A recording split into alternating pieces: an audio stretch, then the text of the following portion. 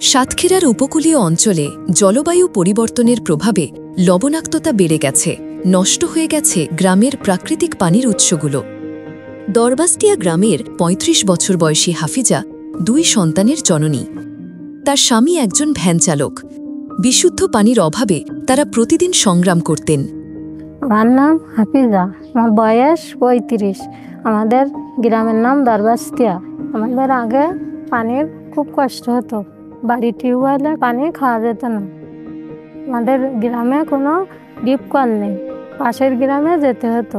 টিউবওয়েলে পানি খালি আমাদের বাড়িওয়ালা আব্বুর সন্তানকে সবার হলে সমস্যা হইতো, আমাশা হইতো। পুকুরের পানি এনে খাতি গেলে খুব কষ্ট করে আনতে হইতো। আমাদের কিনা পানি কিনে খাওয়ার সামর্থ্য নেই। আমাদের বাচ্চাদের নিয়ে আমি খুব চিন্তায় থাকতাম। আমাদের বাচ্চাদের ভবিষ্যতের কথা ভাবলে আমার ভয় লাগতো। সেভ দ্য চিলড্রেন এবং উত্তরণের সহায়তায় হাফিজার বাড়িতে স্থাপন করা হয় একটি রেইন ওয়াটার হারভেস্টিং সিস্টেম। ছাদের পানি জমা হয়, ছাঁকা হয়, তারপর ২০০০ লিটার ধারণক্ষম ট্যাঙ্কে সংরক্ষিত থাকে। এখন বৃষ্টির পানি ৪-৫ মাস চলে, আর বাকি সময়ে এই প্রকল্পের আরও পয়েন্ট থেকে বিনামূল্যে পানি সংগ্রহ করেন তিনি।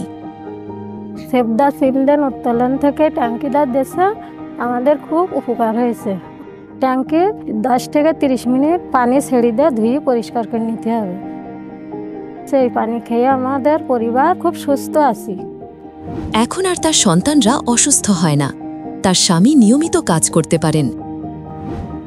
এমনকি হাফিজাও এখন বাড়িতে বসে সেলাই করে আয় করছেন। সেভ দ্য চিলড্রেন এবং উত্তরণকে ধন্যবাদ।